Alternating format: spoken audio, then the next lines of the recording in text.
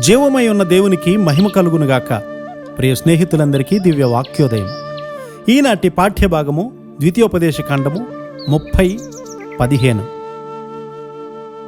చూడుము, నేడు నేను జీవమును, మేలును, మరణమును, కీడును నీ ఎదుట ఉంచి ఉన్నాను. దేవుని వాక్యంలో మన కొరకు నొప్పి నివారణ ఉంచబడింది.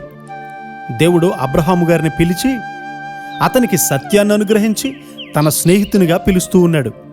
తన పిల్లలకు నేర్పించగలిగినంత దైవ వాక్యాన్ని దేవుడు అబ్రహాము గారికి నేర్పించారు. అబ్రహాము గారు దేవుణ్ణి నమ్మారు. అతని ఎదుట దేవుడు దేన్ని కూడా దాచలేదు. భూమి ఆకాశములను పరిపాలించే సర్వశక్తుడైనటువంటి దేవుడు ఒక సామాన్యునికి ఏదీ దాచకపోవడం అనేది అరుదైనటువంటి విషయమే కదా. అంతేకాకుండా అబ్రహాము గారిని నమ్మకస్తునిగా ఎంచుతూ ఉన్నాడు. నీవు దేవుణ్ణి నమ్మినప్పుడు ఆయన స్వభావాన్ని నీలో ఇముడ్చుకుంటావు. అబ్రహాము తన కుమారుని బలిగా అర్పించడంలో దేవుని స్వభావం కనబడుతుంది. అబ్రహాము గారిలో విశ్వాసం ప్రారంభమైంది. అది తన పిల్లలకు స్వాస్థ్యంగా ఇచ్చాడు కూడా. దేవుని వాక్యములో గొప్ప గుప్తమైనటువంటి శక్తి ఉండడం వల్ల ఏ దేశమైతే లేఖనాన్ని ఒప్పుకొని దానికి లోబడిందో అది వర్ధిల్లింది. అది ఎంతగా విధేయత చూపిందో అంతగా వర్ధిల్లింది. దేవుని వాక్యము సృజనాత్మకమైనది, శక్తిగలది గనుక వాక్యాన్ని హృదయాలలోనికి చేర్చుకొని దానికి లోబడేవారు ఆ సృజనాత్మక శక్తిని పొందుతారు.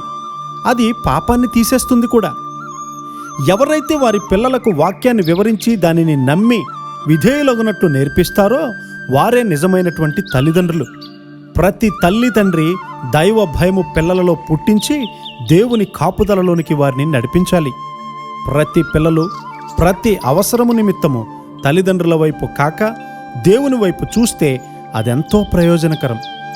ఒక దాసుడు తన యజమానుని వైపు లేక యజమానురాలి వైపు కాక దేవుని వైపు చూస్తే అదెంతో ఆశీర్వాదం. నీవు దేవుని వాక్యాన్ని నమ్మినప్పుడు అది ప్రత్యేకమైనటువంటి ప్రభావాన్ని నీ వ్యక్తిత్వంపై కలిగి ఉంటుంది.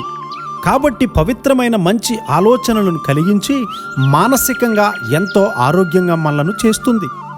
నీ రక్తం కూడా శుద్ధీకరించబడి నీ శరీరంలోను మెదడులోను నిర్మలంగా ప్రశాంతతను కలిగిస్తుంది. తద్వారా వ్యతిరేకమైనటువంటి తలంపులు, వ్యతిరేకమైనటువంటి భావాలు పూర్తిగా పోతాయి. వాటి బదులు స్వచ్ఛమైనటువంటి మంచి తలంపులు వృద్ధి చెందే కృపా ధన్యత దేవుడు మనందరికీ అనుగ్రహించునుగాక. ఆమెన్.